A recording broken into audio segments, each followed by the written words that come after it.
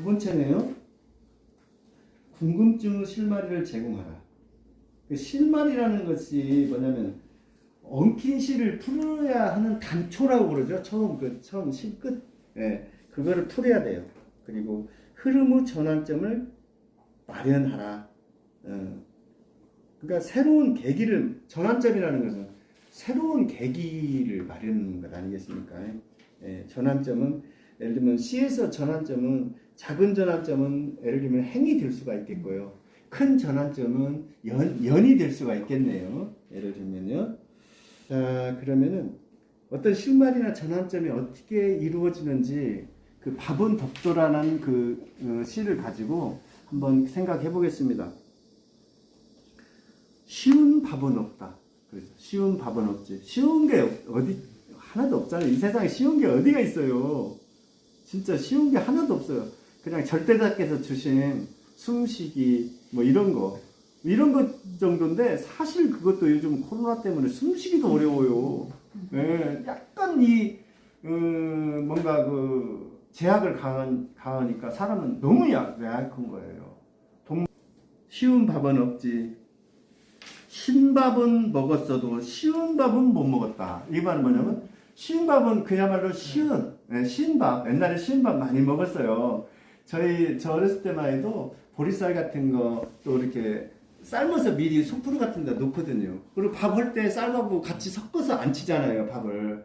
보리가 땡땡하니까, 땡땡해서 씻기가 어려우니까. 그럼 또 찰지지를 않으니까 한번 쪄서 놓고 그러면 또 하면은 좀 그래도 먹을 수가 있어요. 그런데 우리 동네 이씨는, 자, 이씨가 나와요. 우리 동네 이씨는 뒷산에 어머니를 고봉으로 묻었다 그랬어요. 참, 어머니 이제 돌아가셔서 그 고봉처럼 이렇게 묘를 써준 거죠. 네. 한 그릇 따뜻한 고봉밥은 사라졌다지. 그러니까 그 밥이 사라져버린 거예요. 수북히 담는 밥을 고봉밥이라고 하겠습니까? 저희 어렸을 때만 해도 그 일꾼들, 일하는 사람들은요, 사기 그릇에다가 아니면 누수에 이렇게 그릇에다가 밥을 담고요, 주걱을 이렇게 뺑 돌려가면서 이렇게 다졌어요. 그리고도 이렇게 싸가지고, 싼 만큼 싸가지고도 그 얼마나 맛있게 먹고, 먹을 거니 그거밖에 없으니까. 그냥 정말로 많이 먹었어요. 배만 뻘렁 나오는 거죠. 어린애들도 못 먹어서 그러는 거예요. 그게 석죽을 쌓듯 밥알 올린 고봉밥을. 석죽은 이제 돌을 웅벽 쌓는 거잖아요. 이렇게 차곡차곡 쌓는, 얼마나 많이 쌓는지 몰라요. 나는 멸종위기 종처럼 숨이 더워진다. 이 종처럼이라는 것은 그 생물을 그 분류하는 그 그 기준이 있잖아요. 종속, 과목, 강문계라고. 이게 종이 가장 하위 단위예요. 개가 가장 상위 단위거든요. 고봉우 옆구리를 툭툭 쳐. 주걱으로 더 이제 밥을 싸려고 어머니들께서 톡톡 치는 거예요.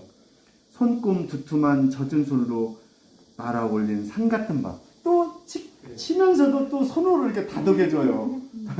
얼마나 그 정성이 대단합니까?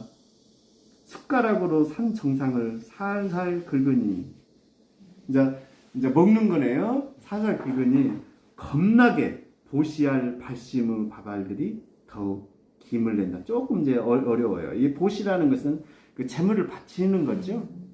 발심이라는 것은 무슨 일을 하겠다고 마음을 먹는 거예요. 발심을 잘해야 돼요.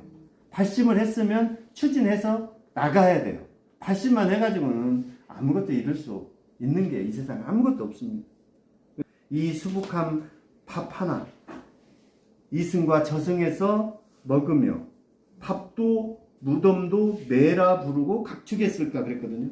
매라는 것은 신이 앞에 올리는 밥이에요. 밥, 맷밥이라고 그러죠. 네, 맷밥. 그 다음에 각축은 심을 거르는 거죠. 이게 그 소싸움에서 각축이라는 말이 있어요. 뿔이 달린 그 사냥이라든지 염소라든지 이게 뿔을 가진 그 동물들이 서로 영역 다툼하거나 힘을 겨룬다. 힘을 겨뤄서 다툰다 그러거든요. 뿔을 달린 짐승들, 양이라든지 염소, 또 소, 이런 그 사슴, 이런 그 동물들을 서로 싸움하는 것을 각축이라고 그래요. 네, 각축. 누구는 밥알 공양을 부처님처럼 받고. 자, 어떤 사람은 신간이 편하고 지위가 높아서 이렇게 부처님처럼 이게 공양을 받는 거고요.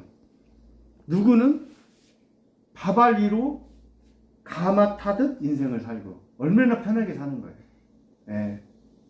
그럼 누구는 밥알 밑에 엎드려 밥알처럼 들러붙어야 살아요. 빌붙어야 살아요. 아부하고 또 그렇게 사는 거거든요. 누구는 마른 밥알로 변방을 떠돌고. 마른 밥알. 그러니까 지금 네 가지 종류가 나와요. 예. 한 그릇의 밥이 사람을 나눈다는 것일까? 사람 신분을 얘기하는 거죠. 밥알 위에 밥알 올린 고봉밥을 보면 사람 위에 사람 올린 것 같아 더워지는 거죠. 예.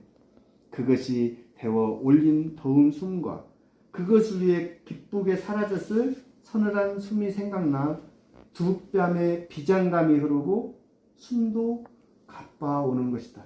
비장감이라는 것은요, 슬프면서도 굳세고 꿋꿋한 마음을 갖는 거예요.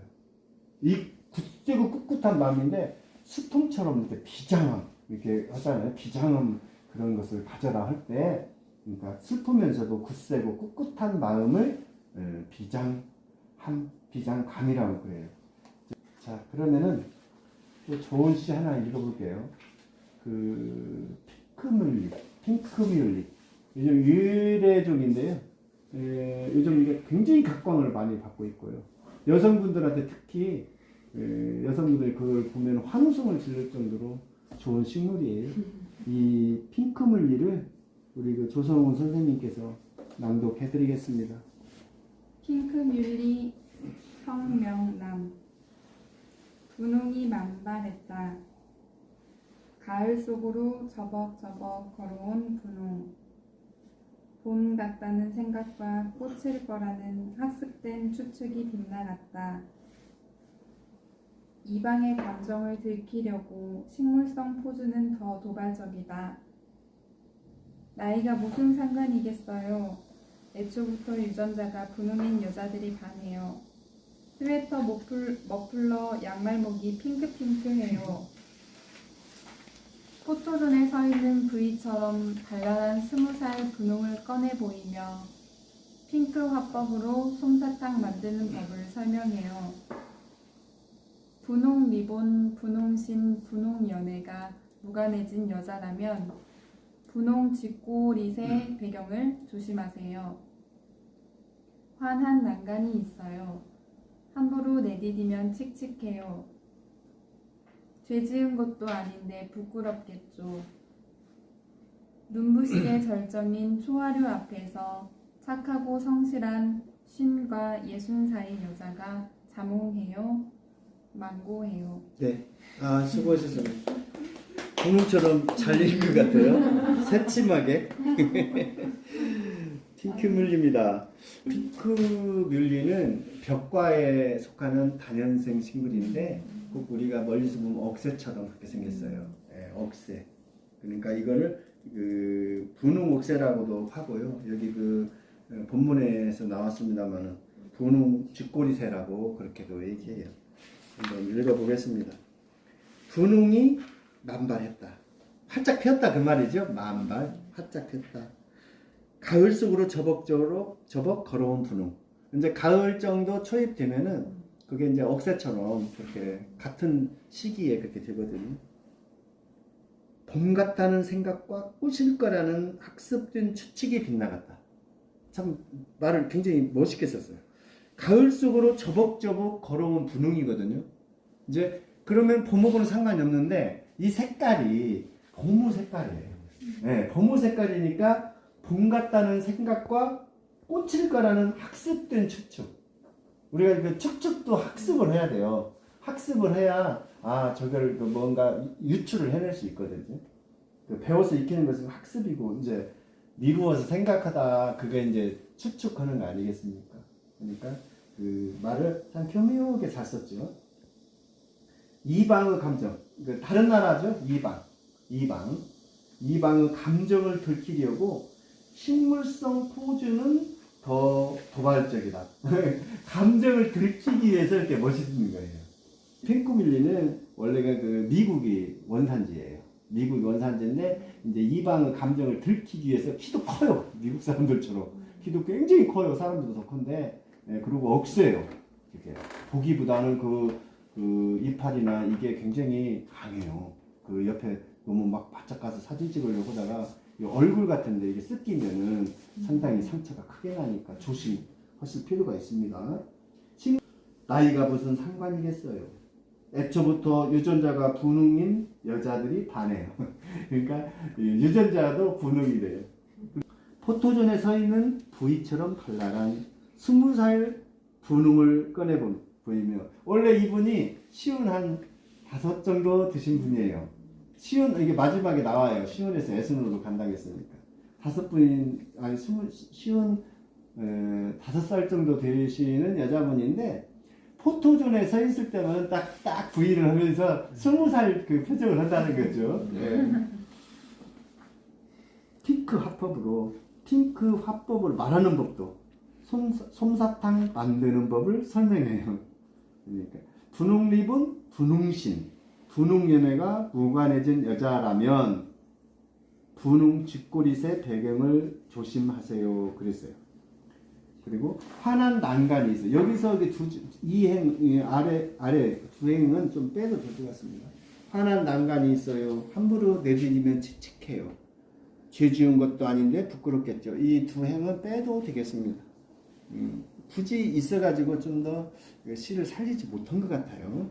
인부식의 절정인 초하류 앞에서 착하고 성실한 쉰과 애순 사이의 여자가 자몽해요, 망고예요. 자몽은 핑크색이고요, 망고는 노란색이에요. 그러니까 사진 찍을 때 보통 그 치즈 뭐 이렇게 하잖아요. 김치. 지금은 이제 여기서는 사진 찍을 때는 자몽, 망고 이렇게 하라는 얘기예요. 그러면 더 부드럽다는 얘기죠. 웃음이. 그러겠죠? 자, 가로 안에 단어 넣어보기네요. 시조입니다. 시조인데 화음의 바다예요. 제목이. 지금 거창 거죠. 화음의 바다니까 엄청나게 거창해요.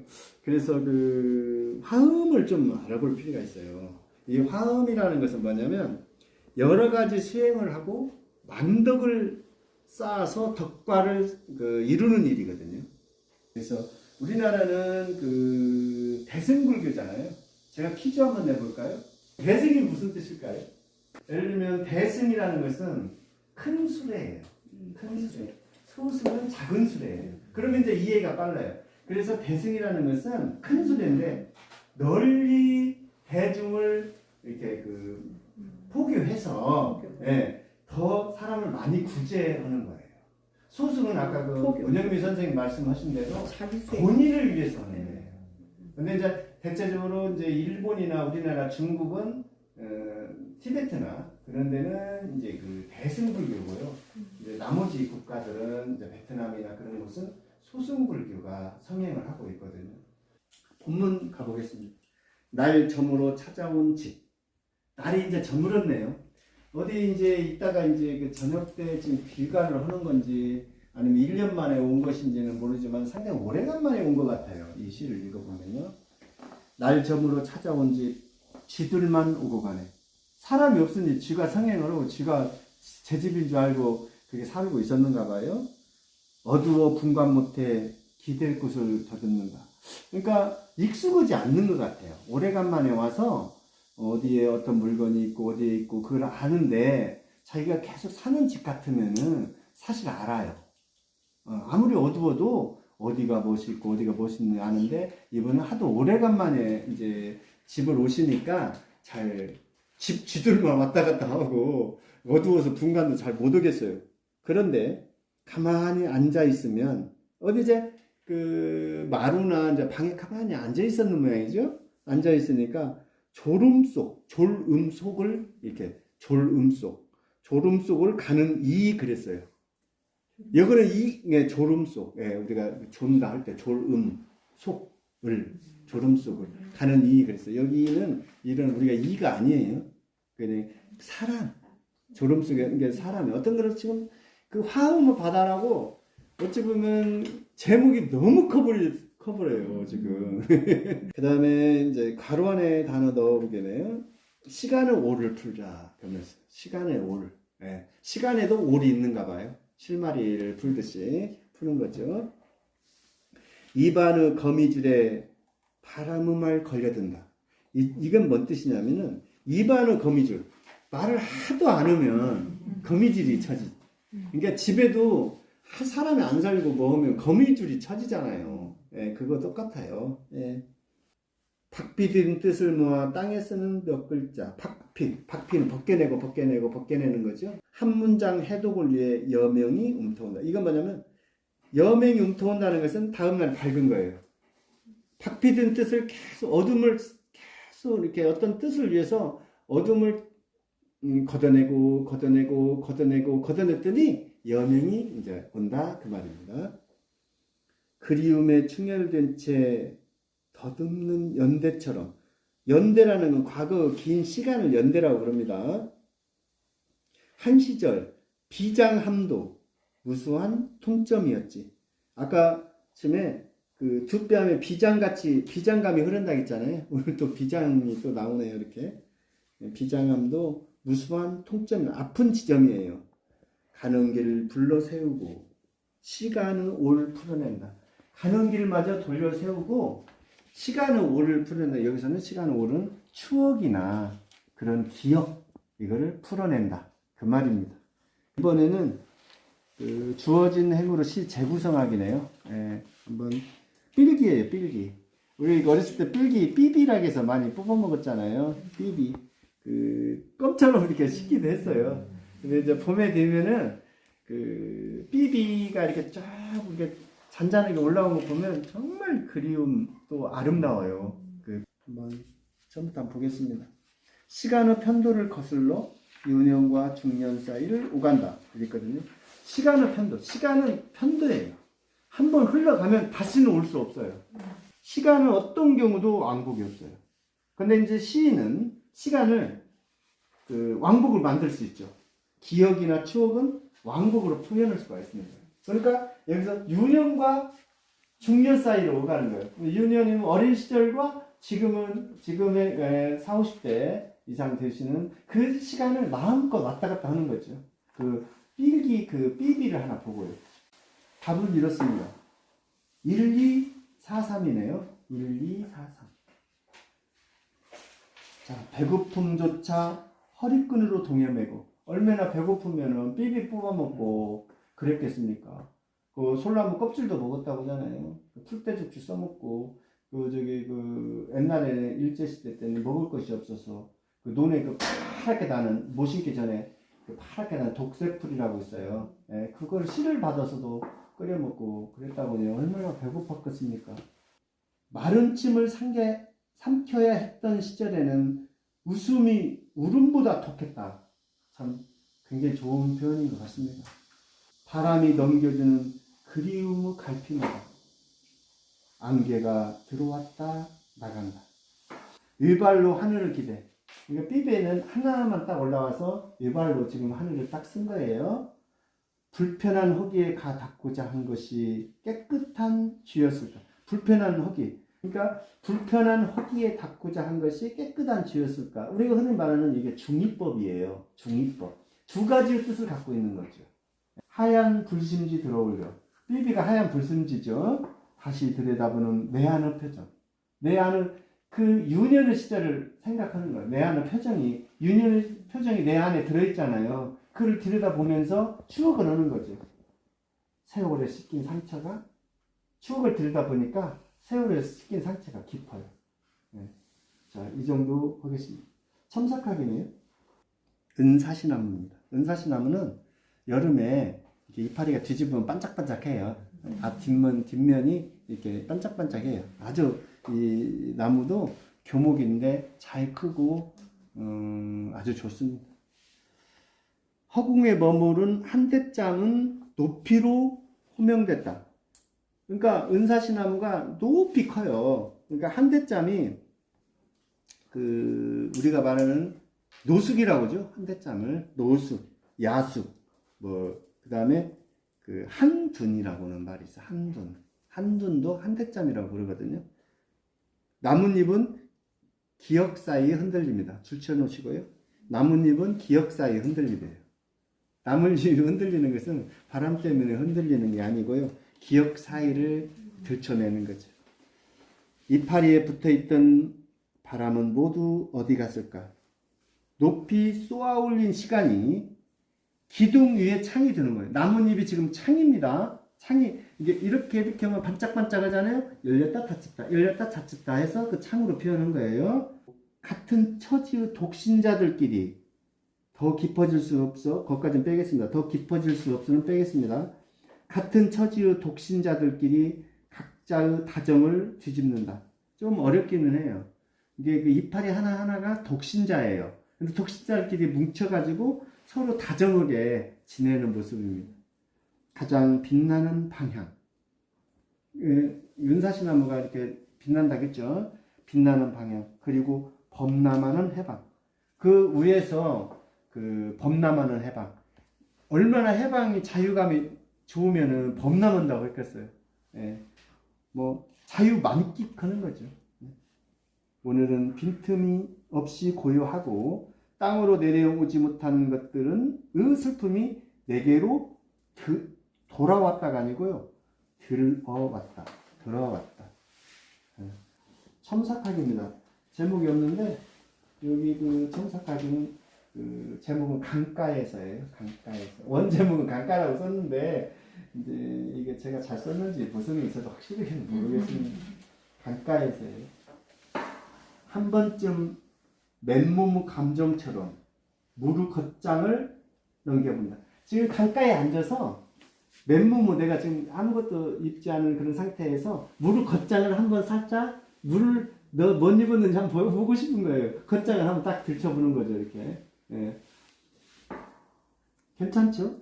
윤현으로 거슬러 올라가는 시간만큼 윤현으로 거슬러 이제 올라가는 원래는 윤현으로 내려가야 되는데 이건 거슬러 올라가잖아요. 과거로 내려간다고 안 씁니다. 과거로 거슬러 올라간다고 그래요. 참 묘하죠. 어찌 보면 이렇게 내려가야 되는 거거든요. 저 아래로. 예. 올라가는 시간만큼 지친 발목은 날선 침묵이다. 예. 그 물이 계속 이제 그 가는데 발목이 지쳤어요. 근데 날선 침묵이라는 것은 물이 파랗다 그 말이에요. 그래서 여기서 이 행나누기를 해야 됩니다. 지친 시간만 올라가는 시간만큼 지친 발목은 하고 그 사선을 그려서 아래로 내려가야 되죠. 예, 슬러시를 해가지고 날선 침묵이다를 아래로 하나로 내리는 게 좋습니다. 꼿꼿이 일어서는 돌뿌리마다 한생이 버거울 때 지워진 지문이 묵은 안부를 대신한다. 발자국 깊숙하게 파고드는 냉기. 이제 그 화자가 제가 그 강으로 지금 들어간 거예요. 그래서 냉기를 느끼는 거죠. 물빈을 마저 너덜너덜 움켜쥔 고통인가. 제가 이제 이거를 쓸 때는 어떤 상황이었냐면 돌뿌리들이 이렇게 강에 있었어요. 여기 보니까 가만히 보니까 물비늘이 너덜너덜해진 것처럼 이렇게 물이 막 내려가는데 포말도 지고 조그만하지만 이렇게 그런 상황을 지금 흘러간 움켜진 고통 이렇게 표현을 한 겁니다. 관찰력을 지금 보는 거예요. 지금 계속 지금 여기 이 시에서는 힘겨운 속도 내면은 해도 대상이 아니다 이렇게 했는데 힘겨운 속도는 해도 대상이 아니다 이렇게 해야 돼요. 힘겨운 속도는 이래야 돼요. 뼛속까지 비워낸 낮은 무릎 아래로 하늘도 비켜선 자리에 회귀우 본능만 남는다. 하늘도 이렇게 비켜섰어요. 지금 이렇게 날선 침묵이라고 했잖아요. 강물이 파란해요. 파란하고 아주 그 물이 깨끗하잖아요. 파란하고 근데 하늘마저 그 훼손시킬까 봐서 하늘마저 그 강물을 비껴 있는 거예요. 삶을 밟고 내려가는 슬픔이 상처에 기대고 이거는 기억을 밟고 내려가는 생각의 말미에 당도하는 산통의 기억 그랬거든요. 여기서는 산통은 아니죠. 무통이라고 해야 됩니다. 무통. 예. 살아서 걸어온 층계 끝에서 목숨을 푼다 그랬거든요. 여기서는 좀 어려워요. 그러니까 살아남은 바다에서 목숨을 푸는 거예요. 계속 강물이 흘러나가서 예를 들면 영산강 하구원에서 바다로 인접해 들어가잖아요. 일단 큰 바다를 해서 그때서 비로소 큰 목숨이 된다. 그런 말입니다. 부분감상이에요. 부분감상. 자정은 심리학자예요. 이게 자정에 꼭 자정을 어떻게 생각을 하는 모양이에요. 심리에 관련돼서 했는데 한번 보겠습니다. 사람을 만나면 어항 속 같은 슬픔을 알게 된다. 어항 속이라는 것은 보이잖아요. 그 사람의 보이는 거죠. 보이는 슬픔이 뭔지가 안다는 얘기예요. 조금 더 멀어졌다 쏟아지는 별. 무수한 빛깔의 고독. 무수한 빛깔의 고독을 알아볼 수 있도록 심리학을 읽는다 그랬어요. 고독이라는 것은 원래 외로울 고자에다가 홀로독이에요. 뭐냐면 그 첫 번째 외로울 고잖아요. 어렸을 때 부모를 잃은 거고요. 독자는요. 늙어서 혼자가 된 거예요. 그래 참 고독이라는 것은 굉장히 무서운 거죠. 어려서 부모를 잃은 고자와 독. 늙어서 홀로 된 거예요. 그러니까 이 사는 것 자체가 외롭고 쓸쓸한 연속인 것이죠. 표정만 봐도 안다는 당신의 말은 주저함이 없다. 먼 곳에서 통증이 오는 것을 빗소리처럼 듣는다. 부부 감상이기 때문에 이런 정도만 해도 충분하겠습니다. 자, 그 다음에 달콤한 말이네요. 과육이나 과즙이란 단어를 떠올릴 때 내 몸이 물컹물컹. 붉은 과일로 매달리는 그 순간 단물이 연애와 혁명까지 적셔 어지럽구나. 촉촉한 혀만 남았으니. 과육이라는 것은 살을 얘기하는 거죠. 과일. 그 다음에 즙은 이제 짠 거고요. 부풀어 올라 꼭지 끝까지 붉게 물드는 저 허공과 가지 끝에 매달린 나를 누군가가 덥석 깨무는 느낌. 가지 끝에 매달린 나를 누군가가 덥석 깨무는 느낌인데 아래가 아삭아삭 나왔네요. 그러면 이게 뭐였어요? 사과였어요. 사과. 네, 사과를 지금 표현하고 있는 거. 뭔가 자꾸 베어무는 이빨들. 경쾌하게 톡톡 터지는 이빨들. 그렇게 소리들 그렇게 했는데 이 사과 입장에서 지금 사람을 보고 있는 거예요. 사과 입장에서. 이게 이제 부분 감상이기 때문에 이 확실한 뜻은 저도 잘 알 수는 없습니다. 네. 왜냐하면 저도 부분 감상을 하면서 저만 부분 감상 시를 저는 전체를 안 봐요. 요것만 갖고 저도 읽어 드리려고 하는 거죠. 왜냐하면 그렇게 하면 더 혼선이 가져와요. 제가 이 시가 말하면 자정의 심리학자를 제가 전체를 다 읽고 이 부분은 어떤 부분이다 이렇게 말하면 이게 쉽게 알게 되잖아요. 그래서 이것만 갖고도 지금 어떤 상황인지를 궁금증을 가지고 실마리를 풀으라고 이렇게 되는 거 아시겠죠? 자, 오늘은 시쓰기에 있어서 어떤 대상을 생각해보고 궁금증을 실마리를 푸는데 또 흐름의 전환점 어떻게 해야 되는지에 대해서 알아봤습니다. 장마가 즐거우게 계속되고요. 코로나도 지금 여전히 기승을 부리고 있으니까 더더욱 건강 관리에 유념하는 또 한 주가 됐으면 좋겠습니다. 여기까지 할게요. 네.